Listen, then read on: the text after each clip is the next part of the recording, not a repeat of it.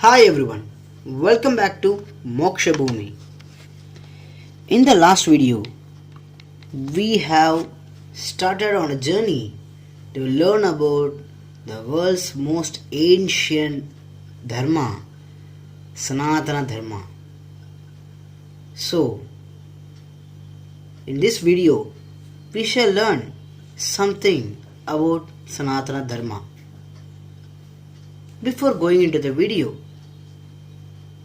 as I have said, coming Wednesday, Tamil channel will be available to watch, and later, in the upcoming weeks, Telugu channel will also be available. Please like, comment and share the video and also subscribe to get more notifications. Now let's get into the video. Myself Vishnu Dasan, I once again welcome you all to this channel Moksha Bhumi, and let's get into the journey. So, what is Dharma?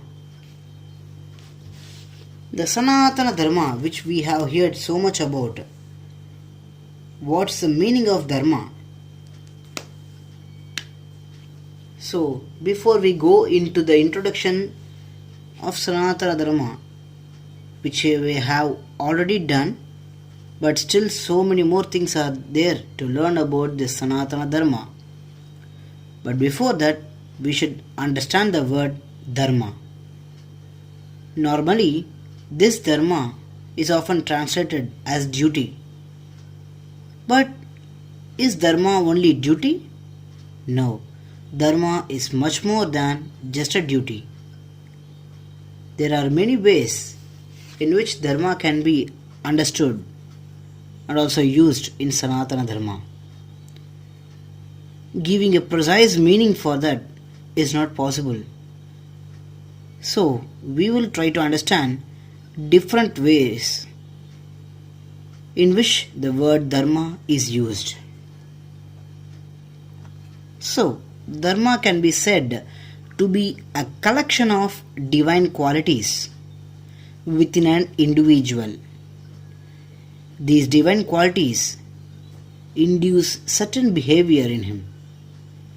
So this includes behavior at individual level and also towards society.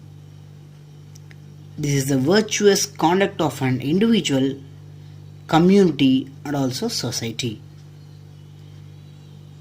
So this Dharma is also used to define duty of an individual, and also execution of this Dharma depends upon the qualities developed within an individual. Dharma is prescribed keeping in mind mental makeup and inherent basic predominant quality within an individual. So we can see some Dharma here. For example, Dharma of a husband is to take care of wife, children and elderly. Dharma of a guru is to teach Sishya. And also Dharma of Sishya is to unconditionally surrender to his guru and Ishvara and so on. So as we can see, Dharma is also the inherent quality of an object. That object may be a human, an animal or anything. Even animals too have their own Dharma, which they follow. But when coming to humans, we have the mind. We seek different types of desires and follow in that footsteps, clearly undermining the Dharma here. So in other words, the property of any person can also be covered under the word Dharma. For example, we can here simply say that property of any chemical or object, anything, is Dharma. That's called Guna Dharma. For example, the Guna Dharma of fire is heat. So physical and chemical properties of an object is also known as Guna Dharma or simply Dharma. Sometimes this dharma is used to describe nature of an object, that is swabhava in Sanskrit. This dharma is used as a substitute of swabhava. For example, what's the swabhava of river? It is to flow. And also, how it flows until it reaches its destination, which is ocean. So, swabhava of a river is to flow, and dharma is to keep flowing towards ocean until it merges in it.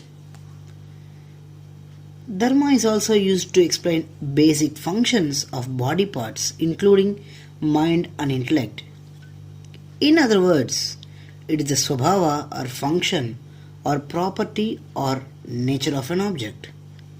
For example, dharma or swabhava of mind is to think. Adi Shankaracharya, in his Tattva Bodha, he replied to a question, what is mind? Where he says that which thinks is known as mind. Dharma of eyes is to see, and so to perceive. Dharma of ears is to hear, and dharma of hands is to grahana, or to grab or to hold on an object or anything like that, and so on. So what is the dharma of a person?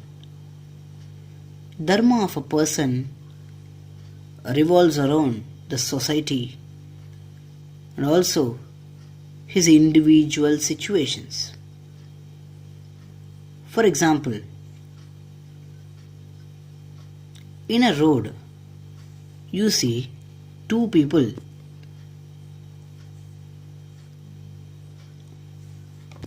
arguing about a certain thing, and as a person, third person, you are hearing what are they talking. When they talk, you can clearly see that one person is talking dharma and the other person opposite of dharma. So who will you support? Here dharma plays the role. If you support dharma, then you are too doing dharma.